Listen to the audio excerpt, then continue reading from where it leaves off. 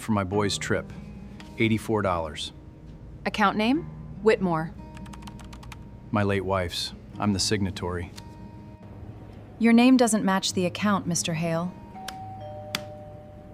It's my wife's family name. It's on your screen, next to hers. This is a private account. I can't take a walk-in's word. Then look. 11 years I've banked here. Look at the screen. I can't open this to a name that isn't yours. Just the payment. That's all he needs. I think you should go. You didn't look at your screen. You never looked. Dad, are we not allowed because we're poor? No. The word came out flat, final, and a little bored, the way a person says it when they have said it 100 times to 100 faces and stopped seeing any of them. Claire slid the small blue check back across the counter with 2 fingers, as if it might leave a stain. Behind the man in the faded high-vis vest, a boy of 9 stood very still, one hand knotted in the hem of his father's sleeve. A permission slip trembled in the boy's other hand, its top edge damp where he had held it too long. The queue behind them had grown to 7 people, and every one of them was watching now. What none of them knew, what the woman tearing that check in half did not know either, was that the quiet man she had just refused was the single largest private depositor in her entire bank. His name was Daniel Hale, and the morning had started with burnt toast. He had scraped the black off 2 slices at the counter of their small kitchen, while Noah read the school letter aloud for the 3rd time, because Noah always read important things 3 times, the way his mother used to. The trip was to the coast, 2 nights, a marine center where they let you hold a starfish in a cold steel tray. It cost $84, and the deadline for payment was tomorrow, and Noah had circled that word, tomorrow, in blue pencil so hard the paper had furred. "We can pay it," Daniel said. "Don't worry about the money. Money's not the thing you worry about." Marcus said his dad already paid, Noah said. He kept his eyes on the cereal bowl. Marcus said if you don't pay by tomorrow, they give your spot to the waiting list. "Then we'll go today. After I drop you, I'll go on my break." Noah looked up. "You promise?" "I promise. I promise." Daniel wiped his hands on the dish towel and did not let his face do anything but be calm, because his son read faces the way other children read comic books, cover to cover, missing nothing. There was money. That was the strange, private truth of the Hale house, a truth that lived under the cracked linoleum and the second-hand coats. There was more money than Daniel had ever let himself touch. It sat in an account he had not opened in person in 11 years, an account that still carried his late wife's family name, Whitmore, because he had never had the heart to change the letters on a thing Ellen had built. He banked by telephone, always. A voice, an account number, a code word that was the date of a wedding nobody but him remembered anymore. He had never once walked through those glass doors and said who he was. He had never needed to. He was about to learn what that costs. If a story about quiet dignity and the price of judging a book by its cover is the kind of thing that stays with you, stay with me to the end of this one. It earns it. That's all I'll ask. Daniel pulled the vest on over his shirt in the truck. It was the color of weak lemonade left in the sun, faded from 1,000 washes, with a warehouse logo peeling at the shoulder. He wore it 11 hours a day, 6 days a week, pushing a scanner gun up and down aisles of shelving 40 feet high. He liked the work. He liked that it asked nothing of him but his hands and his back, and it left his mind free to sit with the boy, with the memory of the woman, with the long arithmetic of a life he was rebuilding one plain day at a time. Gerald had given him the vest, in a manner of speaking. Not that vest, the first one, years back, when Daniel was 22 and angry at the whole world and would have fought a lamppost if it looked at him wrong. Gerald was the foreman, a wide, slow man with forearms like fence posts and a voice he almost never raised. Daniel had watched him that first winter break up a shouting match between 2 loaders without lifting his volume above a murmur. Afterward, Daniel asked him how he did it. "The loudest man in the room," Gerald had said, coiling a strap around his elbow, "is the one with the least. least sense, least cards, least reason to be sure of himself. A man who's really got something doesn't need you to hear him have it. He had tapped Daniel once on the chest, right over the heart. Keep it quiet in here and folks'll show you exactly who they are. You just have to wait. Daniel had carried that for 20 years the way some men carry a photograph.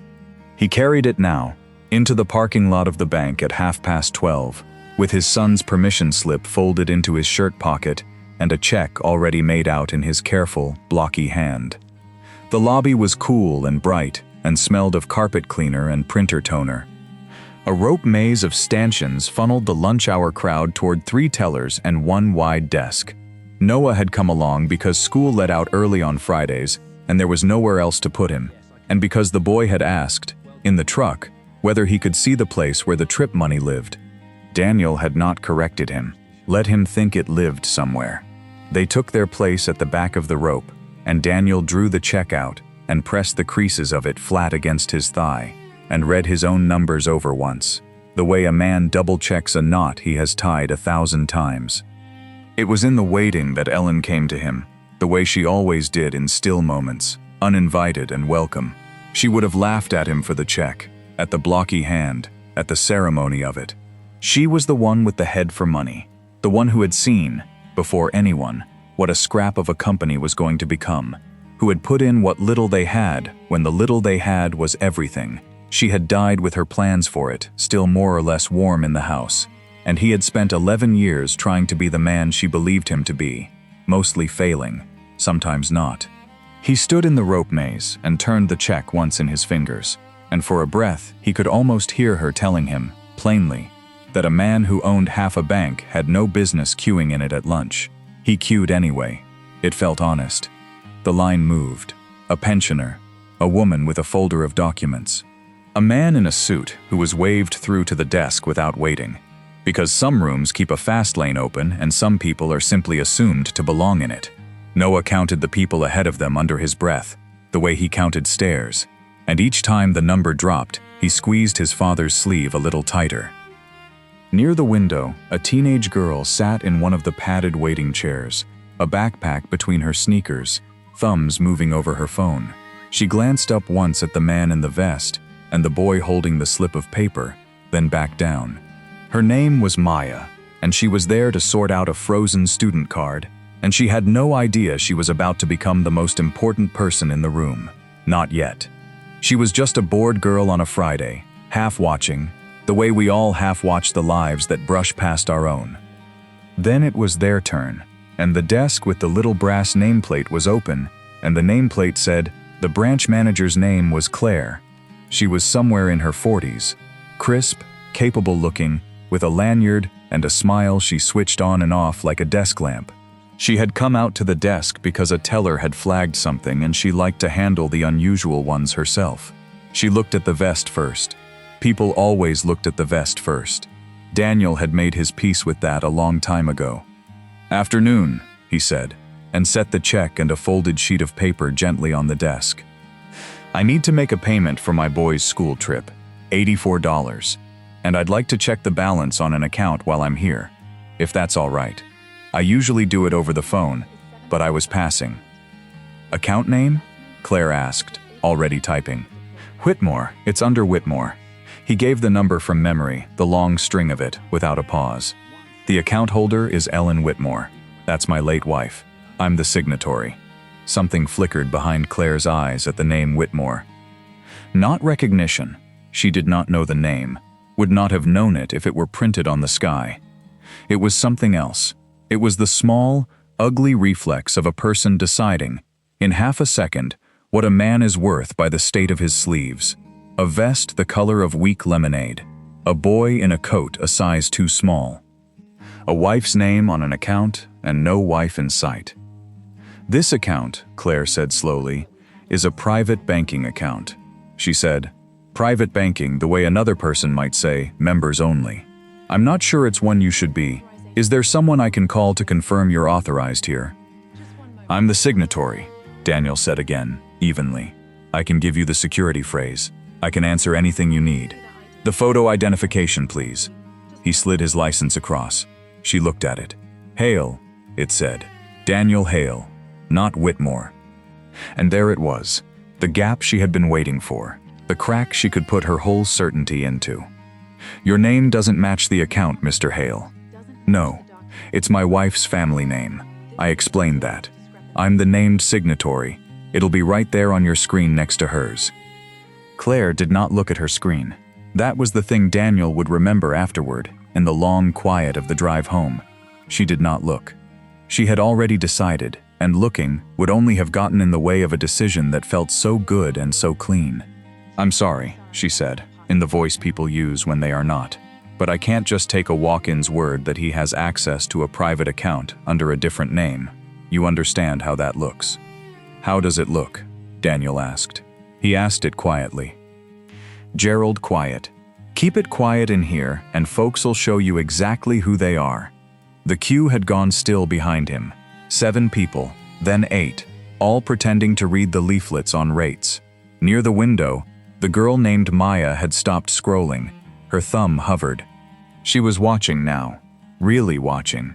The way you watch when a thing tips from ordinary into wrong. It looks, Claire said. And here her voice rose just enough for the room to catch it. Like something I need to be careful about. We get people who come in with account numbers they've acquired. I'm sure that's not you. But I can't open a private account of this size to someone who doesn't even carry the right name. On his lunch break, and she gestured, one small flick of the hand, at the vest, at all of him, and did not finish the sentence. She did not finish the sentence. She did not have to. Everyone in the lobby finished it for her, silently, in the privacy of their own snap judgments. And Daniel watched a dozen strangers do it at once. He felt his son's hand tighten to a fist inside his sleeve. The payment, then, Daniel said. He kept his hands flat on the desk. Forget the balance, just the payment. $84 for the school trip, out of that account, and I'll be on my way. That's all my boy needs. I can't take payment from an account I haven't verified you can access. Then verify it. His voice did not climb. That was the discipline of 20 years, and it cost him everything he had to hold it. You have my identification, you have the number, you have the security phrase, if you'll let me give it. I've banked with this branch, by telephone, for 11 years. Please, just look at the screen. For one moment, he would swear it later. She almost did. Her eyes went toward the monitor. And then a man in the queue sighed loudly and made a show of checking his watch, and someone else murmured something about how long this was taking, and the whole weight of the room's impatience settled onto Claire's shoulders and made her want to be done, to be right, to close this small embarrassing thing and move on to a customer who looked the part.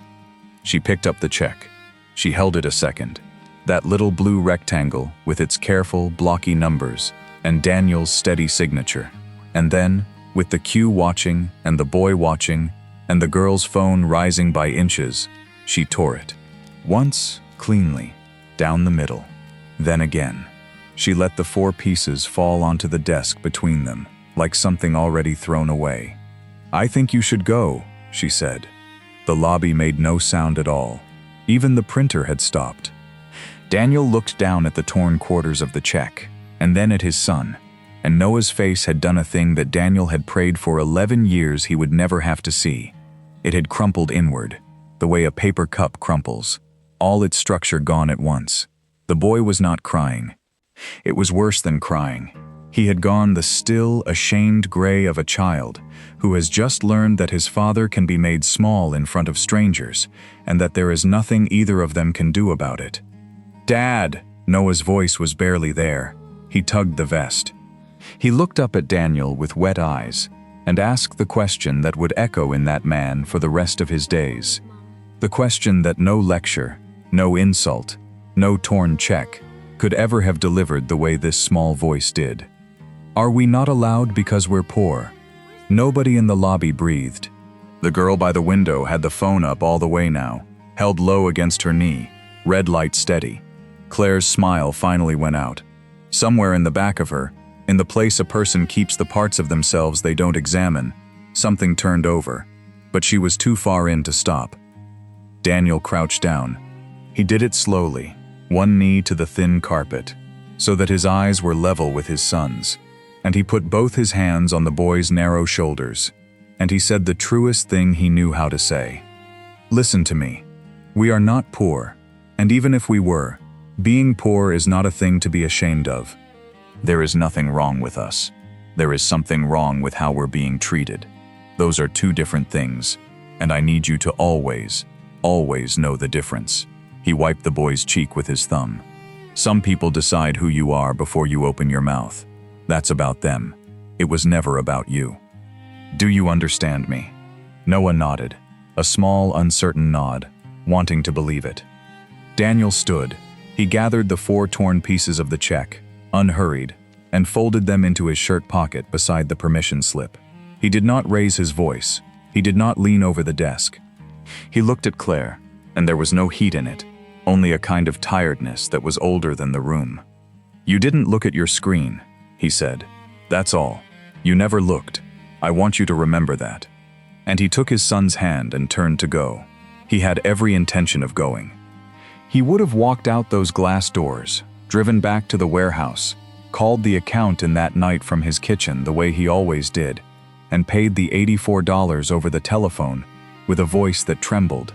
And Noah would have gone on his trip and held a starfish in a cold steel tray, and none of them would ever have known what they had brushed against. That is how these things usually end, quietly, with the wrong people never learning a thing.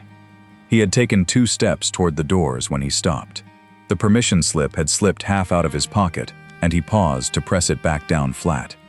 And in that small pause, the lobby began to breathe again around him, the ordinary machinery of the place resuming as if nothing had happened. A teller 2 windows down called the next number, and a woman with a folder rose and shuffled her documents. A phone rang twice and was answered in a low murmur. Somewhere behind the counter, a note counter riffled a stack of bills with a sound like a deck of cards, brisk and indifferent, counting money that would never once ask whose sleeve it came out of. Claire, at her desk, straightened the 4 torn quarters into a neat pile with the edge of her hand, the way you tidy a thing to stop having to look at it. Daniel watched her do it. Noah stood close against his hip, breathing the shallow breaths of a child holding himself together, and Daniel looked down and saw the boy studying the marble floor, counting the veins in it, hiding inside numbers, the way he always did when the world got too big. Daniel put a hand on his head. He looked once more at the exit, at the flat white daylight waiting past the glass, and he made himself take the next step toward it, because a lesson taught quietly is still a lesson, and he had given his son the only one he knew how to give. But the fast lane at the front of the lobby had opened while the room held its breath, and a man had come through it. He was older, silver at the temples, in a dark suit that fit the way clothes fit when they are made rather than bought. He had 2 people trailing a half step behind him, an assistant with a tablet, a security officer with an earpiece, the small orbit that follows a certain kind of authority through a building. He had been upstairs, in the branch, in a scheduled review that had nothing to do with any of this. He had heard the last of it drifting across the marble as he crossed toward the doors, a raised voice, a torn thing, a child's question hanging in the air, and he had slowed, and he had turned, and he had seen the man in the faded vest walking his son toward the exit. The older man stopped as if he'd walked into glass. Mr. Hale? The name landed in the lobby like a coin dropped on stone. Daniel turned. Claire, at her desk, went very still, the way you go still when a shape you don't understand appears at the edge of your vision. The silver-haired man crossed the floor with his hand already out, and his voice had changed entirely. It had gone warm and quick and faintly alarmed. The voice of a man greeting someone he has kept waiting. "Sir, forgive me, I didn't know you were coming in. You always call. We'd have..." He caught himself, glanced once at the boy, softened. "It's an honor. It genuinely is. I don't think we've met in person. What? The whole time. I'm Ashford. We've spoken. About the endowment and the trust for the..." He stopped again, reading something wrong in Daniel's face, in the boy's wet eyes, in the 4 torn pieces of blue paper he could just see stacked on the desk. His warmth cooled into confusion. "Mr. Hale, is everything all right?" Daniel said nothing for a moment. He was not going to say it. He had never once said it in 11 years, and he was not going to start now, in a lobby, over an $84 check, to make a point. So he only said, "I came in to pay for my son's school trip. That's all. I'll call it in tonight, the usual way." "It's fine, Mr. Ashford." Good to finally put a face to the voice. But Ashford was not a fool, and he had seen the torn check, and he had heard the tail end of what the room had heard, and he was already turning toward the desk with the brass nameplate, and his face was no longer warm at all. "Claire," he said, "her name the way you set down something heavy. Walk me through what just happened here." Claire had risen halfway out of her chair, her mouth opened. "Mr. Ashford, this gentleman came in requesting access to a private account under a name that didn't match his identification, and per our verification policy, The Whitmore account," Ashford said. The color left Claire's face in a single slow tide. Yes. Do you know whose account that is?" The system flagged it as private banking. I was being careful. I was following the—" "It is," Ashford said, quietly enough that only the front of the lobby could hear. But the front of the lobby was hanging on every word. "The single largest private deposit relationship this institution holds. It has been, for 11 years, held under his late wife's family name because he asked us, personally, to leave it as she said it. Every quarter, I call this man to confirm his instructions, and every quarter, he asks about one thing before anything else. Do you know what he asks about, Claire?" She did not answer. "He asks whether the staff scholarship fund is fully paid out. The fund that put 4 of the tellers standing behind you through community college. That fund. That's the first thing he asks, before his own money." Ashford looked at the torn check, then at the boy, then back at Claire, and his voice dropped lower still. "And you tore up a check his son was standing here to watch him write." The silence in that lobby was a physical thing. You could have laid it across your arms like a coat. Every person in the queue had stopped pretending to read the leaflets, and near the window, the girl named Maya sat with her phone still recording, her heart going like a rabbit's, because she understood all at once that the thing in her hand was no longer a bored Friday clip. It was a record. It was the truth, held safe in a place no one could tear. Claire's hands had begun to shake, not delicately. Her whole certainty, the clean, good feeling of being right, had gone out from under her like a floor, and she was standing in the place where it had been. Mr. Hale, I didn't know," she started, and stopped, because there was no end to that sentence that didn't indict her. She hadn't known. That was exactly the point. She had never once looked at the screen that would have told her. She had decided a man's worth from his sleeve. And here is where the story turns. Because you have watched enough of these to know how you want it to go. You want the account frozen, and the woman fired on the spot, and marched out past the queue she had performed for. You want the tearing returned to her, quarter for quarter. That is the ending, Pride writes. It is not the ending Daniel Hale wrote, and the difference between those two endings is the whole reason I'm telling you this at all. Ashford turned to him. "Sir, I'll handle this. She'll be dealt with, today." And his hand moved, just slightly, in the direction of the security officer with the earpiece, the small gesture that ends careers. "No," Daniel said, the same flat word Claire had used on him 20 minutes before, and yet nothing at all like it. He said it, and then he crouched again, not to his son this time, but to gather the boy against his side, and he stayed low, close to Noah's ear, but speaking loud enough for the woman at the desk to hear every word, because some things a person needs to hear said to a child. "Mr. Ashford, don't dismiss her," he straightened slowly. "If you put her out on the street today, she learns one thing, and it's the wrong thing. She learns that the danger is getting caught, that the mistake was not knowing who I was." He shook his head. "That's not the mistake. The mistake was that it mattered who I was. She'd have treated any man in a vest the same way, and there was no rich man hiding inside most of them to make her sorry. Those men just went home ashamed for nothing. Firing her doesn't fix that. It just makes her careful about the wrong thing forever." Claire had gone from gray to something rawer, She stood at her own desk, being defended by the man she had humiliated, and it was the hardest thing she had ever had to stand still and hear. "Retrain her," Daniel said. "Have her spend a month on the counter. That serves the folks nobody waves through the fast lane. The pensioners, the ones with the folders of documents, the ones in vests, and have her look at the screen, every time, before she decides a single thing about a single soul. That's all I've ever wanted from a bank, from anybody, that they look before they decide." Ashford was quiet a long moment. Then he inclined his head, the way one man does to another whose measure he has just taken and found deeper than he expected. "As you say, sir." But Daniel was not finished, and now he turned, and he looked past the queue, past the tellers, to the padded chair by the window, where a teenage girl sat with a phone in her lap, and terror and courage fighting on her face. "You've been recording," he said. It was not an accusation. It was a kindness. "It's all right. You did right. When you saw something wrong, you didn't look away, and you didn't join in. You kept the truth safe, so it couldn't be torn up. That's a rarer thing than money.